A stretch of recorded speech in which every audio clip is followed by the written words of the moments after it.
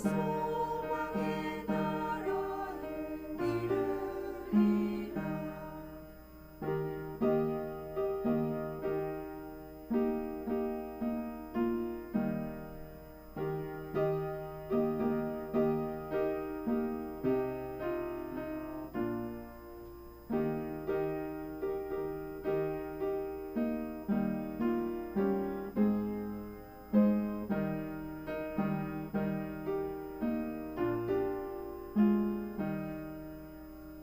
큰 소리로 물결을 명하시며 이 바다는 고요히 잠자리라. 저 동록이 환하게 밝아올 때 나 주 함께 이 바다 건너가리. 나 두려움 없네, 두려움 없도다. 주 예수님 늘 깨어 계시도다. 이 흉흉한 바다를 맞이하며 저 소망의 나라에 이르리라. 아멘.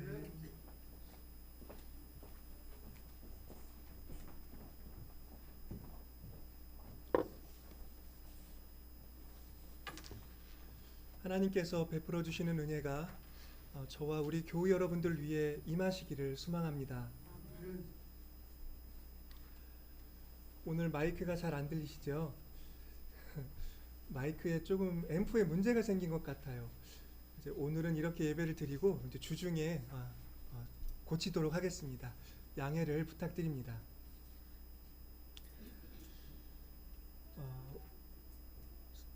이스라엘의 사울 왕은요, 우리가 지난주에 본 것처럼 이스라엘에도 왕을 세워주십시오라고 하는 그 백성들의 요구로 이스라엘의 초대 왕이 된 사람입니다.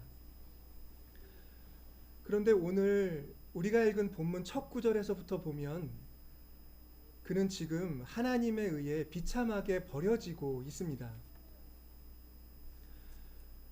하나님께서 그를 왜 버리셨는가를 알려면 우리가 오늘 본문 앞에 나와 있는 그 사무엘이 왕이 되고 어떻게 왕직을 수행했는지를 살펴보면 알 수가 있습니다. 그는 많은 업적을 갖기도 했지만 아주 이따금씩 하나님 앞에 심각한 문제를 내보이기도 했는데, 그것은 바로 그가 하나님을 따르지 않고 하나님이 명령하신 것을 수행하지 않는 그런 모습을 보였다라는 점입니다.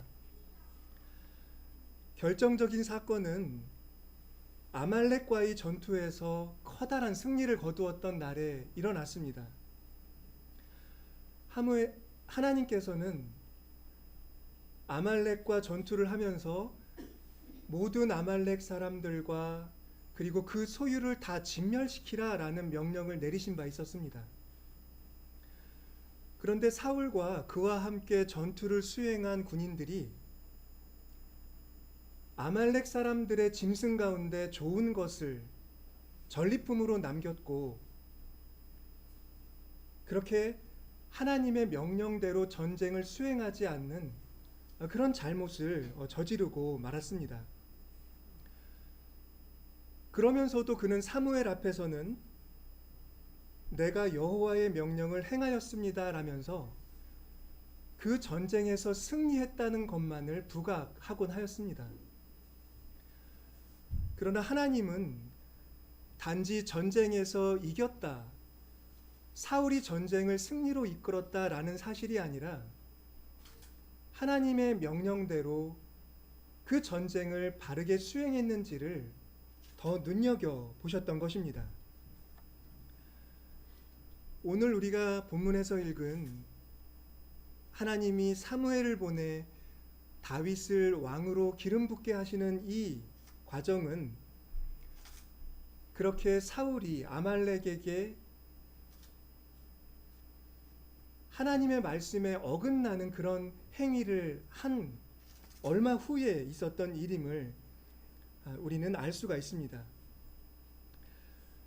그런데 이렇게 하나님이 사무엘을 이새의 집으로 보내는 순간에도 사울은 왕위를 유지하고 있었기 때문에 이 사울 왕의 비참함이 더 두드러져 보이고 있는 점을 우리가 한번 살펴볼 필요가 있을 것 같습니다. 그런데 사무엘은 사울이 두려웠던 모양입니다. 이새의 집으로 가라는 하나님의 말씀 앞에서 그는 주저합니다. 사울이 이 일을 알면 나를 죽일 것입니다 라고 하나님께 호소합니다. 그러자 하나님은 사무엘에게 명분을 주십니다. 이새의 집에 가서 제사를 드리게 하신 건데요. 그러면 이새의 집까지 무탈하게 갈 수 있고, 그리고 그 집안의 모든 사람들이 제사에 참여해야 하기 때문에 굳이 하나님이 선택한 자가 누구인지를 이렇게 드러내어 수소문하지 않아도 될 수가 있었습니다. 이와 같은 이야기, 그러니까 하나님이 사울을 버리시고 다윗을 선택하시는 이 이야기에서 우리는 이스라엘의 왕이 갖는 이중적인 의미를 알아볼 수 있을 것 같습니다. 그것은 이스라엘의 왕은 한편으로는 이스라엘의 백성을 다스리는 통치자이지만 하나님에 대해서는 순종하는 종이어야 한다라는 사실입니다. 여러분, 통치하는 사람과 순종하는 종의 이미지가 하나가 될 수 있다고 생각하십니까? 그래야만 하는 이유는 이스라엘의 왕은 오로지 하나님의 선택에 의하여 왕이 되기 때문입니다. 통치자로서 능력을 발휘하고 왕으로서 백성에게 신뢰를 얻는 모든 과정이 전적으로 하나님의 손에 달려있기 때문입니다.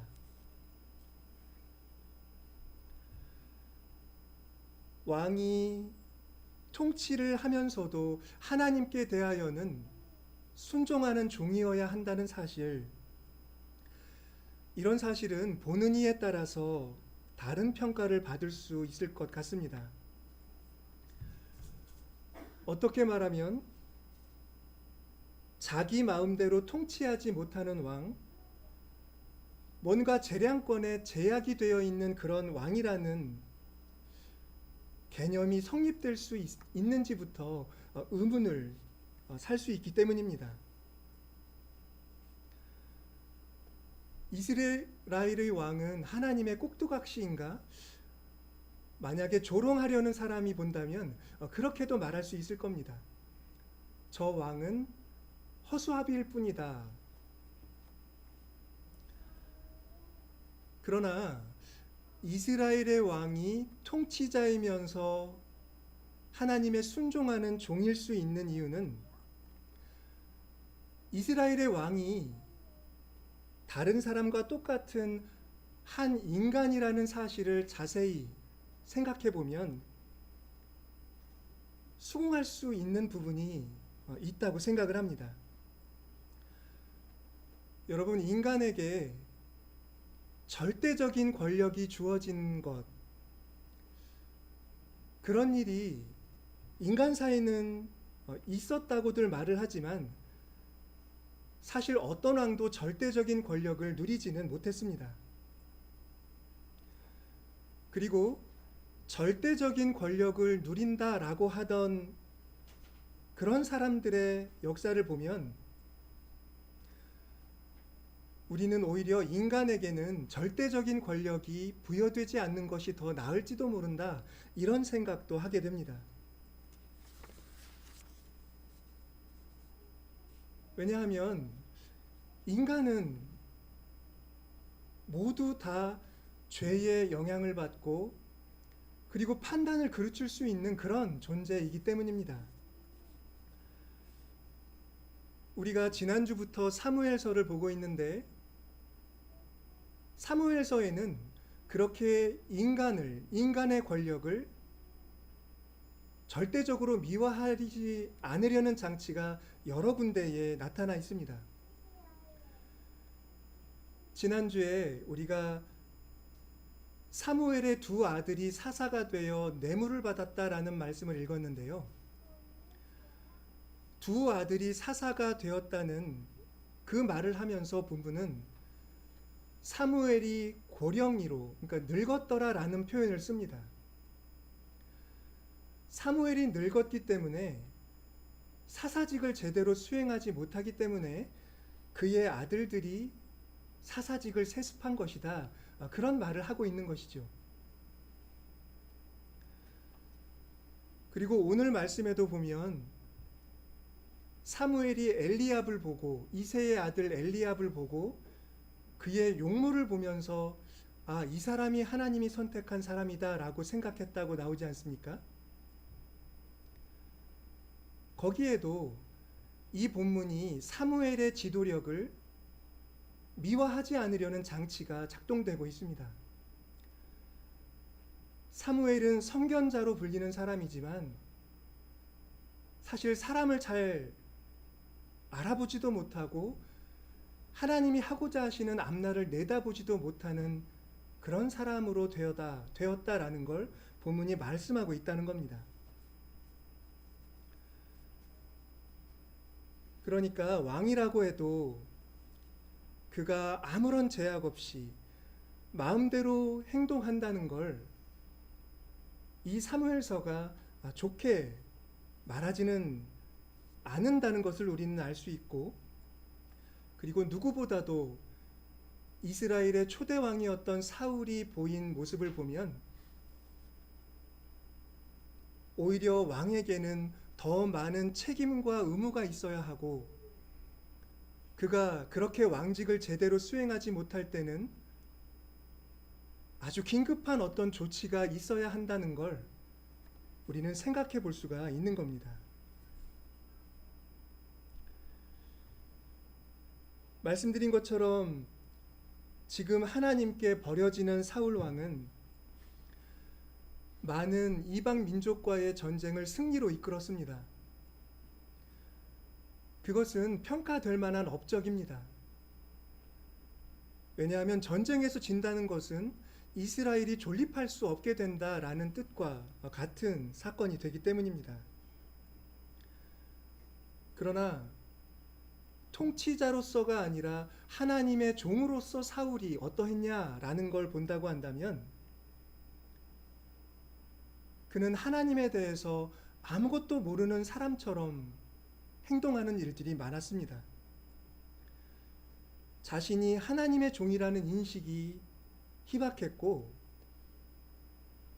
항상 전쟁을 할 생각, 그리고 전쟁을 가서 이기고 무언가를 노력할 생각을 그가 가지고 있었다는 것이 이 사무엘 기에는 자세하게 기록이 되어 있습니다.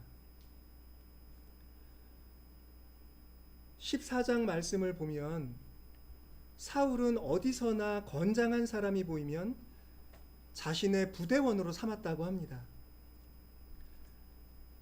좋게 평가하면 언제 있을지 모를 전쟁을 대비했다라고 말할 수 있지만 그가 항상 생각하는 것이 전쟁뿐이었다라고 하는 말도 할 수가 있습니다.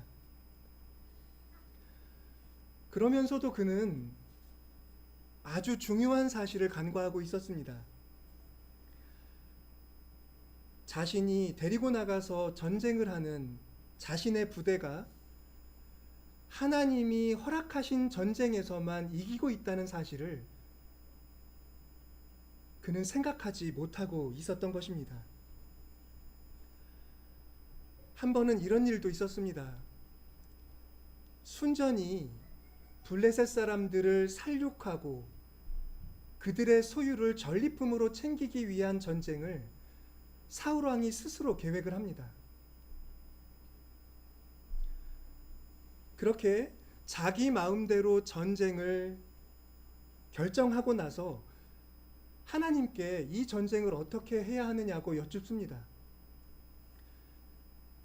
모든 결정을 자기 마음대로 다 내려놓고 하나님께 묻는 척만 한 것이겠지요. 그때 사울은 하나님으로부터 아무런 대답을 듣지 못합니다. 하나님은 단 한마디도 어떤 기별도 사울에게 내보이지 않으셨습니다. 그런데도 사울 왕은 자신의 간구 앞에서 침묵하시는 그 하나님의 침묵의 무거운 의미를 되돌아보지 않았습니다. 그런 사울 왕을 보면서 하나님은 그를 왕으로 세운 것을 후회한다라는 말을 사무엘에게 거듭거듭 말씀하십니다. 내가 사울을 왕으로 세운 것을 후회하노라. 그가 돌이켜서 나를 따르지 아니하며 내 명령을 행하지 아니하였음이니라.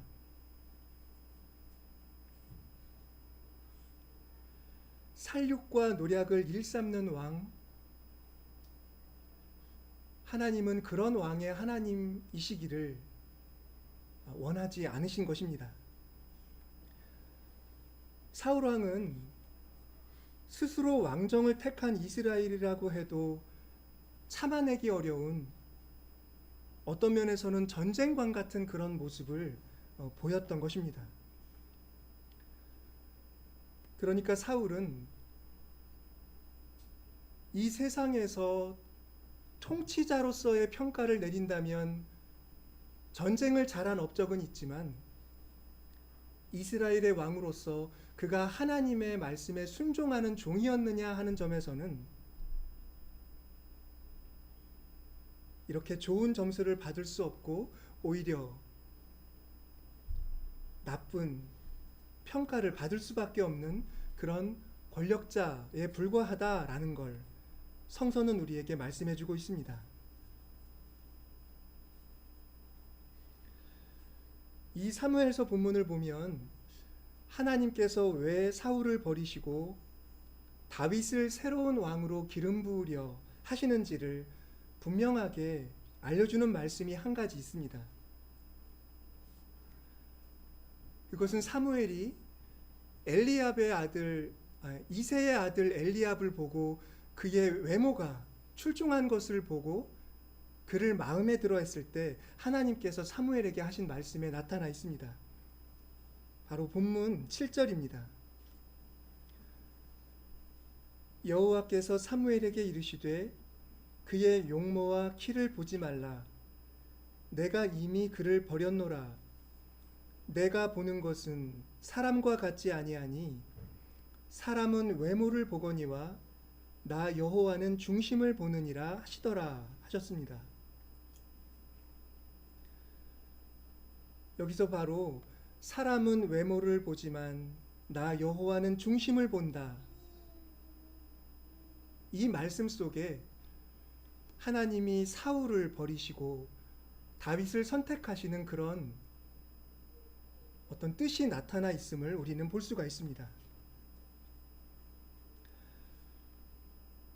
여러분들도 이 말씀을 잘 아실 것입니다. 사람은 외모를 보거니와 여호와는 중심을 보신다. 보통 이 말씀은 어떤 외적인 잣대로 사람을 판단하는 우리 인간의 한계와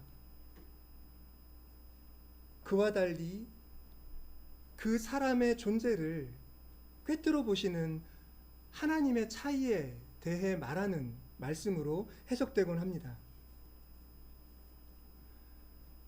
이스라엘 백성과 사무엘이 사울과 엘리압의 외모를 보지만 하나님은 전혀 다른 것을 보신다라는 말, 그런 뜻으로 우리가 이 말씀을 이해합니다. 그런데 이 말씀이 좀 다르게 번역될 수 있다라고 보는 견해가 있습니다. 이 문장을 보시면 사람은 외모를 본다, 여호와는 중심을 본다, 이렇게 문법적으로 똑같은 문장이 나란히 나와 있는 걸 여러분 보실 수가 있을 겁니다. 히브리어로 보면 이런 구조입니다. 사람은 본다, 두 눈을. 주님은 본다, 심장을. 이렇게 1차적인 의미로 번역하면 이런 문장 구조입니다. 우리가 읽는 개정 성서에 보면 사람이 본다는 외모는 본래 히브리어에서 사람의 두 눈을 1차적인 의미로 갖는 단어입니다. 그리고 하나님이 보신다는 중심은 심장을 가리킵니다. 사람의 몸속에서 박동하는 심장입니다. 이런 1차적인 의미로 번역을 하면 우리말이 좀 낯설게 들립니다. 사람은 두 눈을 본다. 그러나 주님은 심장을 본다. 이런 번역이 되는데요. 이것은 충분히 가능한 번역이고 또 그대로 우리에게 좀 묵상을 이렇게 하게 만드는 그런 번역이 될 수 있다고 봅니다.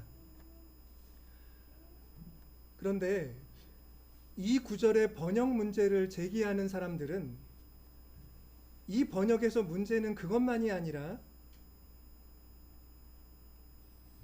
두 눈과 심장이라고 하는 단어 앞에 붙어 있는 전치사 라메드가 문제다라고 얘기를 합니다. 무슨 말이냐면 두 눈과 심장이라는 말 앞에 붙어 있는 전치사 라메드가 두 눈과 심장을 목적으로 끌어주는 그런 기능을 하는 게 아니라 두 눈과 심장을 수단으로 보게 해석될 필요가 있다라는 그런 문제를 제기하는 것입니다. 조금 복잡하게 들리시지만 이렇게 번역을 해야 된다는 겁니다. 사람은 두 눈으로 보지만 주님은 심장으로 보신다. 이것이 이 문장의 좋은 번역일 수 있다라는 것입니다. 얼핏 보면 우리가 읽은 개역개정 번역과 별 차이가 없게도 볼 수가 있을 것 같은 구절이지요. 그런데 여기에는 커다란 차이가 있습니다. 그것은 무언가를 판단하는 기준이 어디 있느냐라는 것인데 우리가 읽은 개역개정 성서는 판단의 근거를 그 대상에서 찾습니다. 그의 외모라든지 혹은 하나님이 보시는 중심 혹은 그 사람의 두 눈이라든지 하나님이 보시는 심장이 판단의 근거가 되도록 읽혀지는 문장이 됩니다. 그러나 지금 제가 설명드리고 있는 이런 분들의 말씀을 따라 본다면 그 기준이 대상이 아니라 판단하는 사람에게로 오게 됩니다. 사람은 자기의 두 눈으로 보고 판단하지만 하나님은 하나님의 심장으로 보고 결정을 내리신다. 이런 뜻이 된다는 말씀입니다. 그 차이를 아시겠습니까, 여러분? 그러니까 이렇든 저렇든 사람은 눈으로 보고 판단을 내리지만 지금 하나님이 이스라엘의 왕을 바꾸시는 이 선택의 과정 속에서는 어쩌면 사울도 다윗도 그 사람의 잘잘못이나 능력이나 어떤 성품이 아니라 오로지 하나님의 심장이 그런 판단을 내리고 있다라는 그런 사실을 우리에게 알게 하기 때문입니다. 이스라엘 백성이 사울의 준수한 외모를 보고 그를 왕으로 삼았던 것을 여기서 사무엘은 반복하려고 합니다. 엘리압이 마음에 듭니다. 그러나 당신의 심장으로 모든 것을 지켜보시는 하나님은 사울도 버리셨고 엘리압도 이미 버리셨습니다.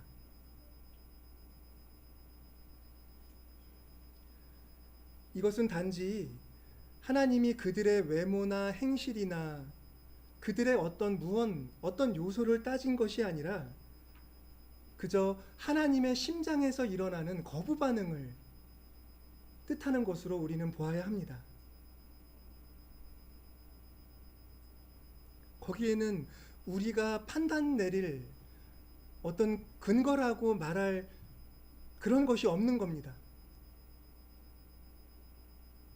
인간의 눈으로 보면 그것은 하나님의 결정이고 하나님의 신비이고 어떤 점에서 보면 하나님의 절대적인 주권입니다.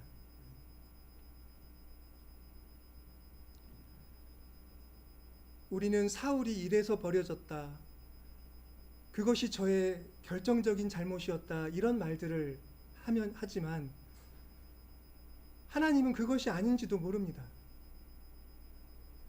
그런 판단은 사람의 판단일 수 있습니다. 하나님은 사람이 모르는 어떤 다른 무언가로, 곧 하나님의 심장으로 그렇게 왕을 바꾸시는 결정을 하고 계신 것입니다.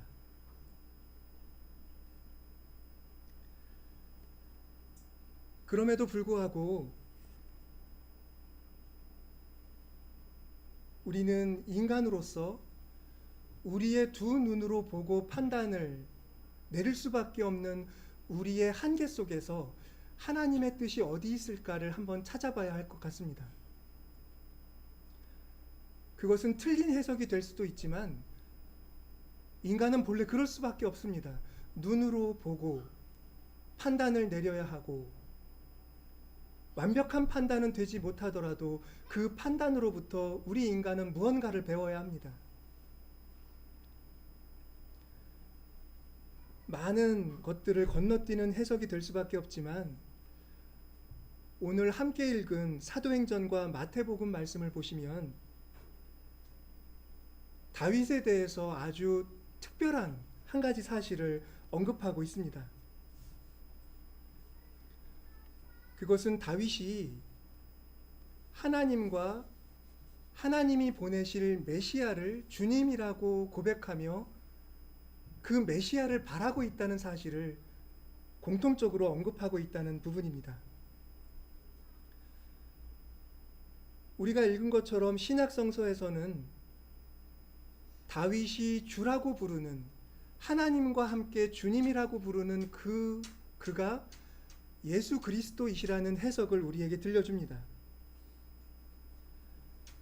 하지만 다윗은 아직 예수 그리스도를 모르고 다만 하나님의 메시아에 대한 약속만을 가지고 있는 것인데요. 그런 다윗의 입장에서 생각해 본다면 다윗은 단순히 하나님이 보내실 메시아적 인물을 바라보고 또 소망하고 때로는 그분과 만나면서 자기의 길을 갔다라는 그런 말을 해볼 수 있을 것 같습니다. 이것은 아주 놀라운 것이고 그리고 어쩌면 하나님이 생각하시는 하나님께 순종하는 종으로서의 왕의 면모가 될 수 있는 부분이라고 생각됩니다. 이스라엘 백성은 다윗의 그 성품과 그가 하는 모든 일을 바라보고 다윗을 성왕이라고 추앙했습니다.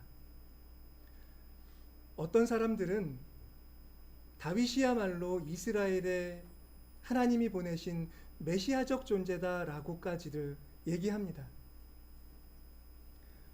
사실 어떤 사람이 아니라 이스라엘 자체가 다윗을 그렇게 높입니다. 그러나 정작 다윗은 메시아를 기다렸다라는 겁니다. 자기 자신이나 자신이 행한 일에 대한 백성의 평가를 무작정 수용하기보다는 내가 아닌 메시아를 통해 하나님이 하실 일이 아직 우리에게는 있다라는 걸 다윗은 생각하고 있었다는 겁니다. 다윗은 하나님께 들은 말씀을 이렇게 기록했습니다. 내가 내 원수로 내 발등상이 되게 하기까지 너는 내 우편에 앉아 있으라 하셨도다. 이것은 주께서 내 주에게 하신 말씀이라 라고 말씀을 합니다. 그러니까 내 원수로 발등상이 되게 하기까지 내 우편에 앉으라 라는 말을 자신에게 한 말이 아님을 분명히 말하고 있다는 겁니다. 그것은 하나님이 내 주님에게 하신 말씀이다.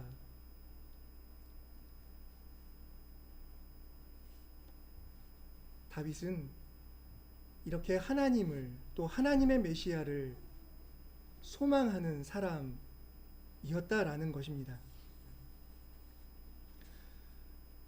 우리 사람들은 눈앞의 현실만을 보고 두려워하고 기뻐하고 하나님의 약속을 붙들었다가도 이내 놓쳐버리고 그렇게 연약함을 노정하는 사람들입니다. 그런데 그런 사람들 사이에 하나님이 이루실 나라를, 또 다른 왕을, 또 다른 메시아를 보내셔서 이루실 나라를 내다보면서 이렇게 미소 짓고 있는 다윗은 정말 특별한 점이 있고, 그리고 하나님은 심장으로 그를 원하셨다라는 게 오늘 성서가 하고자 하는 말씀이 아닐까 합니다.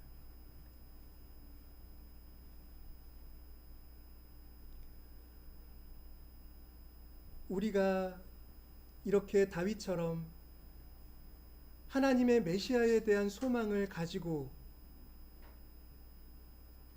그렇게 그 소망을 굳건히 하는 순간 하나님은 심장으로 우리를 가까이 하고자 하신다, 이런 적용도 해볼 수 있지 않을까 합니다.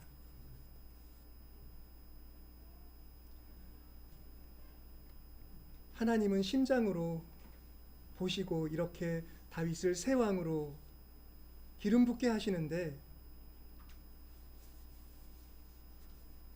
이런 하나님의 선택에는 우리가 두고두고 새겨야 할 커다란 메시지가 있다고 생각을 합니다. 우리는 우리의 눈으로 보고 이 사태를 피상적으로 판단할 수밖에 없지만